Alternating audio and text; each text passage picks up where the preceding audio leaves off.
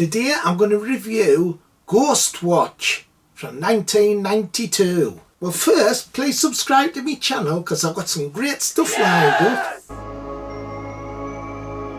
Ghostwatch was broadcast on Halloween night in 1992 by the BBC. It's classed as a British horror mockumentary and it was the first of its kind. This was before reality TV with shows like Big Brother, and it's also been emulated by shows like Most Haunted, and it even inspired the Blair Witch Project. It runs 91 minutes. A staggering 11 million viewers watched it on Halloween, and the BBC seems to not mention this much because of the controversy surrounding Ghostwatch. It was written by Volk and directed by Lesley, and it stars Michael Parkinson, Sarah Greene, Mike Smith, Craig Charles, Gillian Bevan. Volk also wrote a short story sequel set 10 years later called 3110. There was a making of documentary called Ghostwatch Behind the Curtains in 2013, and this delved into the making of the programme. Ghostwatch is based on the Enfield poltergeist, a haunting that happened. There was great controversy after it. There was an estimated 30,000 phone calls into the BBC switchboard on the night of broadcast, and it's never been repeated. The BBC banned it, and they don't mention it got 11 million viewing figures, because they're kind of wanting to suppress it. So it tried to fool the audience watching at the time to make on it was a live broadcast. It did this by realistic presentation. It had people making phone calls, phoning into the switchboard, people calling into the programme, going on about seeing a ghost. There's a figure called Mr. Pipes that the viewers were phoning in saying they'd seen it. And this was intentional. Unfortunately, an 18-year-old committed suicide after the programme. He had mental problems and he committed suicide, and he left a note saying, "If there are ghosts, I will be with you always as a ghost." So this caused a massive controversy. Also, there was post-traumatic stress disorders in some children that watched it. So reviewing it, I found when I rewatched it, it still holds up.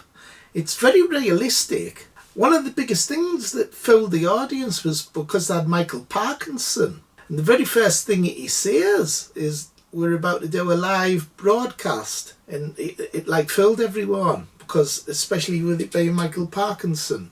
The programme you're about to watch is a unique live investigation of the supernatural. And he's really good. He's like sceptical about what's going on. He's like winking at the audience, but he gave a really good performance. That bloody Michael Parkinson was a bloody miserable bugger in it. He needs to lighten up a bit. It wasn't real, you know. It was also in Madhouse. Michael Parkinson playing himself. That film's got Vincent Price in. But he's excellent in Ghostwatch. The other cast's great as well. Sarah Greene, she looks really nice in it. Mike Smith, the late Mike Smith, he's like concerned that his wife's in a haunted house. Hey Phil, that Sarah Greene was a bit of alright. I wouldn't mind putting the willies up there. Craig Charles is in it. He's a bit irritating with his silly humour, but I think it was meant to be like that. And the family in the haunted house, the mother and the two daughters, they're really good as well, especially the mother. My head went. My knees. Pam, let's go sit down. Come on. You also get a psychic investigator with Michael Parkinson watching what's happening in the house, and she was really good as well, very convincing. Certainly there are more reports on Halloween than almost any other night of the year, but so like the first hour of this production, like there's no supernatural stuff really happens. It makes it really more convincing. It's only sort of like the last quarter of an hour when weird stuff starts happening, and by then it gets a little bit over the top towards the end, but it's a gradual process. And there's also a massive turning point towards the end where you see one of the girls banging on a radiator to make noise, because she's saying there's a ghost called Mr. Pipes who keeps banging the radiator. During the production, you actually see a figure near a curtain, and he's supposed to be Mr. Pipes. Later, viewers learn that Mr. Pipes is the spirit of a psychologically disturbed man called Raymond Tunstall. who previously lived in the house with his aunt and uncle, and Raymond Tunstall believed himself to have been troubled by a spirit that murdered babies in the 19th century, and he dresses up as a woman because the spirit's female, and in the basement was where they killed the children.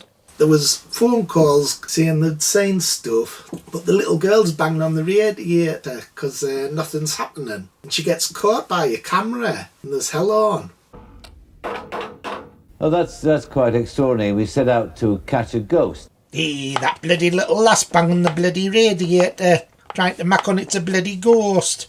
Hope her bloody mother kicked the bloody ass afterwards. However, after that, supernatural stuff does start to happen. You hear bangings and all sorts of stuff. Cats crying. Eventually they find out that the camera footage, the ghosts got into the camera and it's showing you normal footage. Then they find out what's really happening inside the house.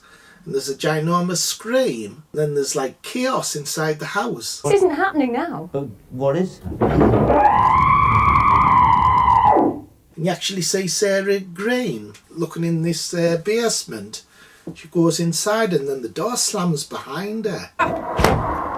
Viewers were calling in after that wondering, was she safe? They thought something had really happened to her. It was really well convincing though. And there's like controversy about some of the scratching on the girl's face, because towards the end of the production they turn around in bed and she's got scratches all down her face and it looked realistic. And also they were interviewing crowds outside the house getting stories. There was these two women going on about there was like cats and dogs being killed and like fetuses on the ground. So there was a lot of disturbing stuff really. There was also a bit of humour where a phone caller calls in and says he has a ham sandwich on a plate on his seat and it flew off. But it does have, like, it does get a bit OTT towards the end where the ghost goes into the studio.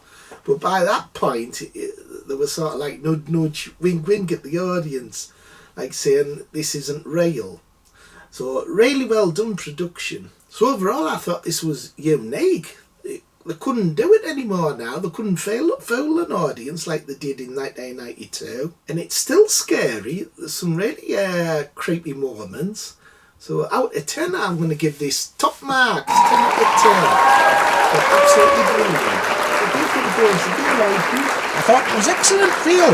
Scary as bloody hell. I shit bloody blue lights. Okay, everybody.